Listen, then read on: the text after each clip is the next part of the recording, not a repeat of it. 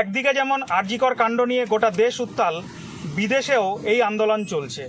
সেই একই রকম ঘটনাটি ঘটছে পূর্ব বর্ধমানের নান্দুর ঝাপানতলা গ্রামের এক আদিবাসী সাঁওতাল মেয়ে প্রিয়াঙ্কা হাঁসদা। এই প্রিয়াঙ্কা হাঁসদাকে গলার নলি কেটে খুন করা হয়।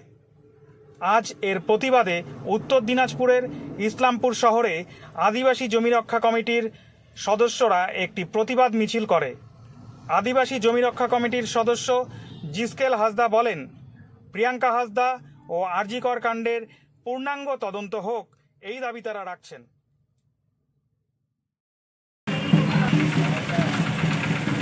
আজ সমগ্র ভারতবর্ষে যেভাবে এসটি/এসসি ওবিসি মাইনরিটিদের উপরে অন্যায় অত্যাচার হচ্ছে, তার বিরুদ্ধে আমরা সমস্ত এবং শাসনকারীদেরকে আমরা হুঁশিয়ারি দিয়ে জানাতে চাই যে আইন ব্যবস্থাকে, প্রশাসন ব্যবস্থাকে সুশাসন যাতে হয়, তার জন্য সমস্ত রকম সরকারি যে ব্যবস্থাগুলো রয়েছে সেদিকে সরকার কেন্দ্রে হোক বা রাজ্য সরকার হোক সেদিকে।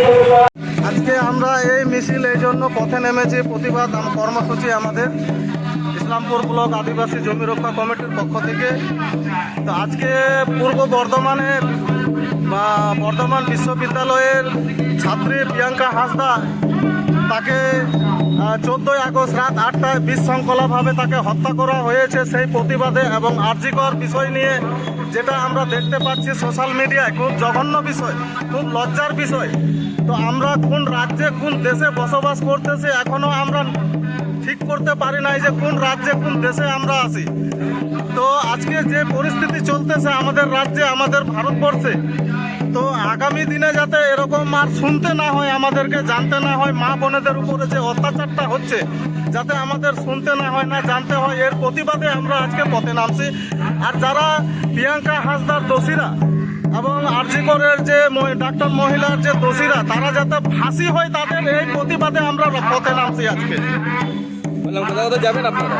আমরা আজকে ইসলামপুর এই জীবন মোড় হয়ে 3 পুল হয়ে আমরা যাব পেট্রোল পাম্পের ওখান থেকে ন্যাশনাল হয়ে আবার র্যালি হয়ে সিধুকানু মঞ্চে শেষ করব।